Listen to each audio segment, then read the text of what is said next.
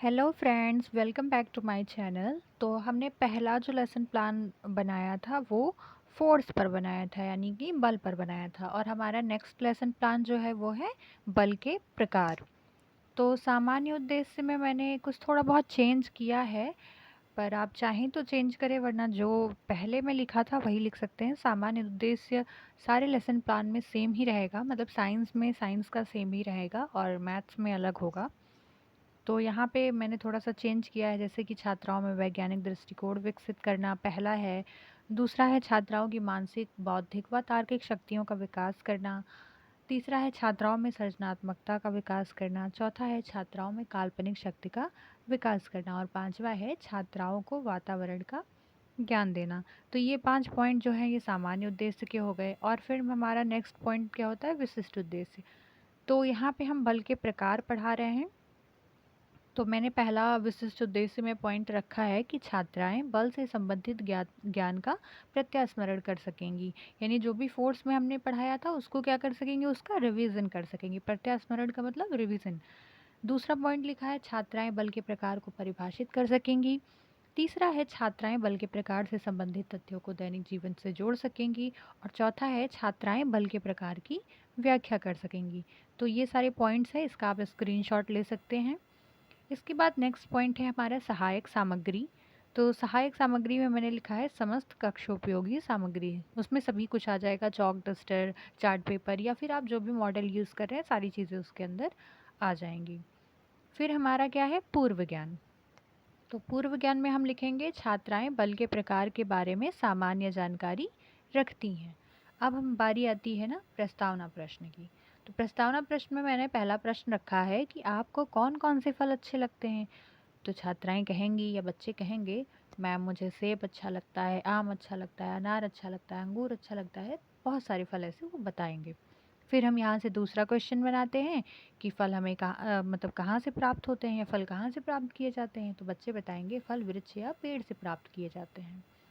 फिर third question मैंने बनाया कि वृक्ष से फल जो हैं वो कहाँ गिरते हैं। तो वृक्ष से फल ज़मीन पर गिरते हैं, भूमि पर गिरते हैं, ऐसा उनका उत्तर आएगा। और फिर मैंने चौथा प्रश्न बनाया कि वृक्ष से फल ज़मीन पर ही क्यों गिरते हैं। तो वृक्ष से फल ज़मीन पर गुरुत्वाकर्षण बल के कारण गिरते हैं।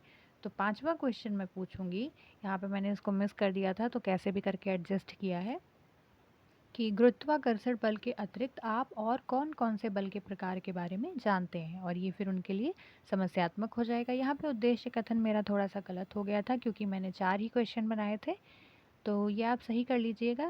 उद्देश्य कथन में हम लिखेंगे कि आज हम गुरुत्वाकर्षण बल के साथ साथ विभिन्न प्रकार के बलों का अध्ययन करेंगे। ठीक, तो ये हो गया हमारा उद्देश्य कथन। इसके बाद हमको टॉपिक बोर्ड पे डाल देना है। अब आता है प्रस्तुतिकरण, यानी कि जो हमारा एक्सप्लेनेशन है। तो एक्सप्लेनेशन में हमने बल के प्रकार को पहले एक्सप्लेन किया है कि कितने प्रकार के बल होते हैं। जैसे कि मैंने यहाँ पे एक्सप्लेन किया है कि संपर्क बल, असंपर्क बल, 2 प्रकार के बल होते हैं और उनकी डेफिनेशन मैंने यहाँ पे लिखी है। तो फिर क्या किया हमने कि जो बोर्ड पे हमने श्यामपट्ट कार्य पे ये देखिए बल के प्रकार, संपर्क और असंपर्क बल जो है वो दे दिया है यहाँ पे।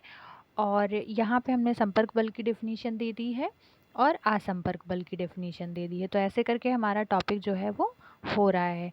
फिर हम यहाँ पे क्वेश्चन पुटअप करेंगे अपने एक्सप्लेनेशन से।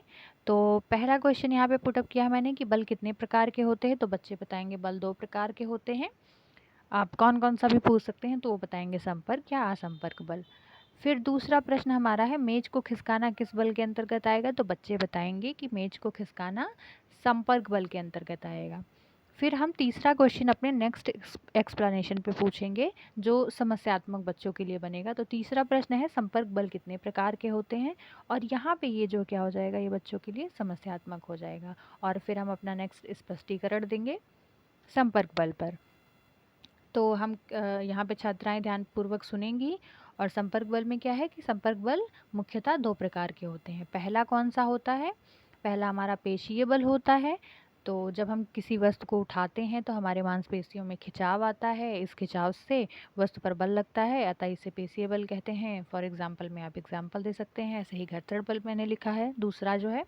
वो घर्षण बल। और इसको मैंने यहाँ सैमपट पर भी दिखा दिया है कि पेशीय बल एग्जाम्पल दे दिया है और घर्षण बल एग्जाम्पल दे दिया है। ठीक, तो ऐसे आप करके बता सकते हैं उनको। फिर हम क्या करेंगे, इससे बेस्ड कुछ क्वेश्चन पूछेंगे। तो पहला यहाँ पे पूछा संपर्क बल कितने प्रकार के होते हैं, फिर घर्षण बल का एक उदाहरण दीजिए, बच्चे उत्तर दे देंगे। तीसरा हमको फिर एक्सप्लेनेशन पे बेस्ड क्वेश्चन एक पूछना है कि असंपर्क बल के कितने प्रकार होते हैं। तो ये बच्चों के लिए क्या हो जाएगा, समस्यात्मक हो जाएगा। और फिर हम अपना नेक्स्ट एक्सप्लेनेशन देंगे कि असंपर्क बल कितने प्रकार के होते हैं। तो असंपर्क बल निम्न प्रकार के होते हैं। पहला मैंने गुरुत्वीय, दूसरा चुंबकीय, तीसरा क्या है, विद्युतीय बल बताया है। और ये जो है हमारा एक्सप्लेनेशन यहाँ पे आकर के कंप्लीट हो जाएगा। फिर आएगा हमारा लेखन एवं निरीक्षण कार्य। तो लेखन एवं निरीक्षण कार्य में छात्राध्यापिका क्रिया यानी छात्राध्यापिका कक्षा में टहल टहल कर छात्राओं का निरीक्षण करेंगी और छात्रानुक्रिया में छात्राएं क्या है, सैमपट कार्य को अपनी उत्तर पुस्तिका में लिखेंगी। ये सारी चीज़ें ख़त्म हो गई। अब ये जो है, ये मैंने यहाँ पे चार्ट पेपर बनाया था, एक साइड में संपर्क बल का और एक साइड में असंपर्क बल का। तो एग्जाम्पल में मैंने ये रखा है, आप लोग चाहें तो ऐसा ही चार्ट पेपर बना के पेस्ट कर सकते हैं या फिर बना करके वहाँ क्लासरूम में यूज़ भी कर सकते हैं सहायक सामग्री के रूप में। और फिर इसके बाद आता है पुनरावृत्ति प्रश्न। पुनरावृत्ति प्रश्न में मैंने 5 प्रश्न टोटल रखे हैं। पहला क्या है, बल कितने प्रकार के होते हैं, संपर्क बल की परिभाषा बताइए, असंपर्क बल कितने प्रकार के होते हैं, गुरुत्वीय बल की परिभाषा बताइए।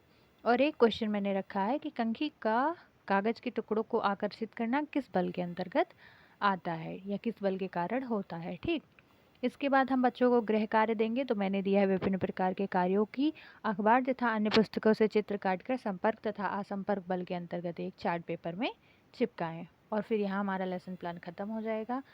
और ऐसे ही कई सारे लेसन प्लान के लिए मेरे चैनल को लाइक करें, शेयर करें और सब्सक्राइब करें। और अगर वीडियो अच्छी लग रही है तो शेयर करना और लाइक करना ना भूलें। Thank you, bye bye.